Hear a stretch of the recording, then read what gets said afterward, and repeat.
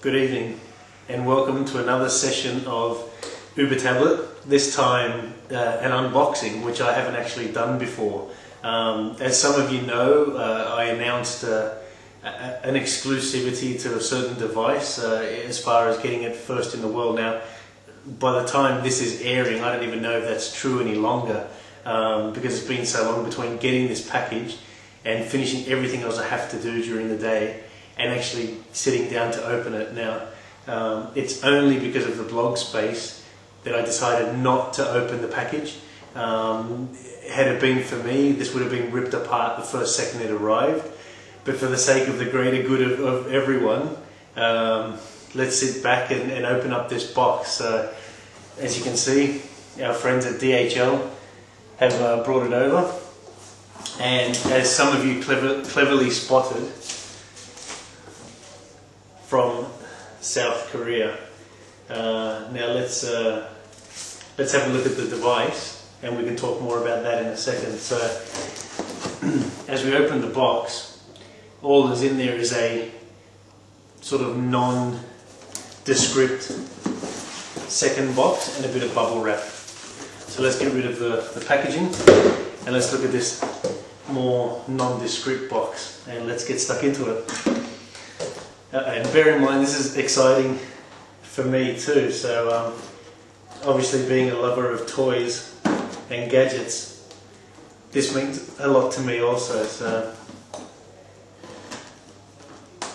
it's almost midnight here in Australia. I've got a floodlight on to get some light in the room because otherwise you wouldn't be able to see as clearly with this camera. And by the way, it's a new camera, thanks to Camera Action in Melbourne, our proud sponsors of the video series that I do out of the Uber Tablet blog. So, here we go. You're going to see before I do. What's it? More bubble wrap. Okay. Ooh. Okay. Now, can you see something there? Okay, now let's pull this out. So the device there at the bottom of the package is what appears to be obviously the AC adapter, USB cable, power cord, Asian prongs on there, 2 prongs, AC adapter. Now this is always interesting to me. Okay, 12 volt, 3 amp. Pretty common, so that's good news. And the mystery device. Okay. Ta-da! Let's see. And this, of course, wow, as you've seen on some of the blogs, including CarryPad, is the RaonDigital Vega. So let's get my little zoom via remote control, thanks to this new little camera I've got, and see if we can see the word Vega. Look at that. So as we boot her up, we'll learn more about these different buttons and so on. But let's just zoom out again. First impression is a good one. Now let's grab this battery. There's a battery. So the device, minus the battery, has this sort of funny L shape in it. So just put 2 and 2 together. And this is a prototype model, bear in mind. Battery snaps on rather nicely. Device sits well in your hand. Okay, so again, kind of like the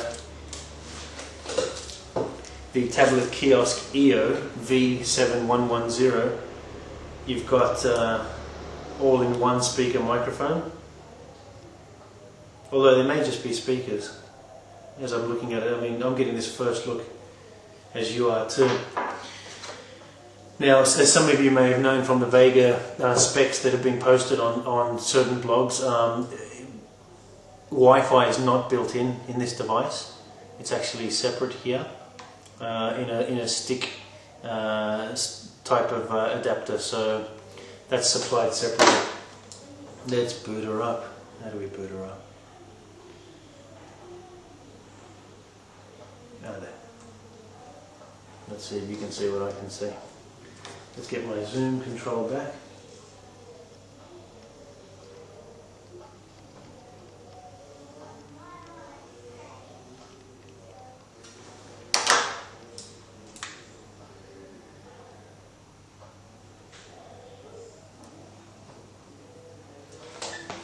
Windows. So it works. And let's see what we've got. Cursor on the screen. And of course the first ever boot up screen on a RaonDigital Vega. Wow, look at that. Now I was playing with the Sony UX50 just recently.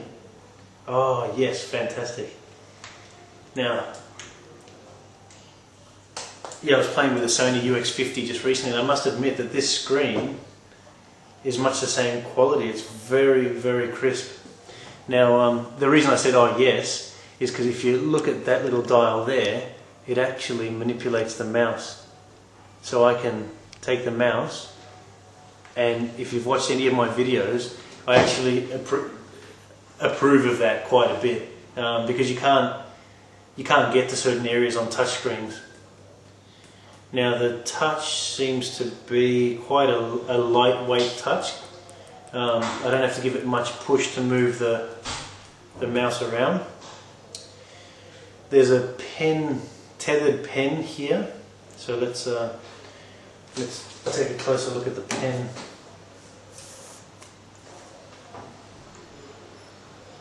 Now obviously it's a touch screen, so we can use the pen. Now let's look at the all programs, Vega utility, virtual keyboard.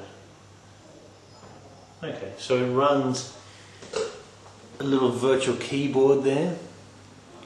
Now that virtual keyboard to me looks like the Microsoft accessibility type keyboard, so I don't know if that's truly a solution that Vega or the RaonDigital is providing, but there is a Windows key on there. You can see at the bottom, and there's most anything you need. So let's get rid of that keyboard. There's a Vega PM. Just click on that. Power management, it must be. Okay. Little Vega power management.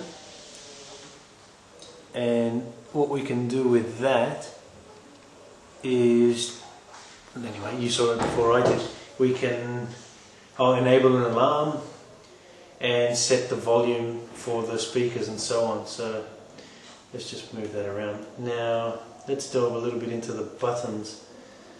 So what's that do? Okay, so let's open up an Internet Explorer page, although we won't be on the network yet.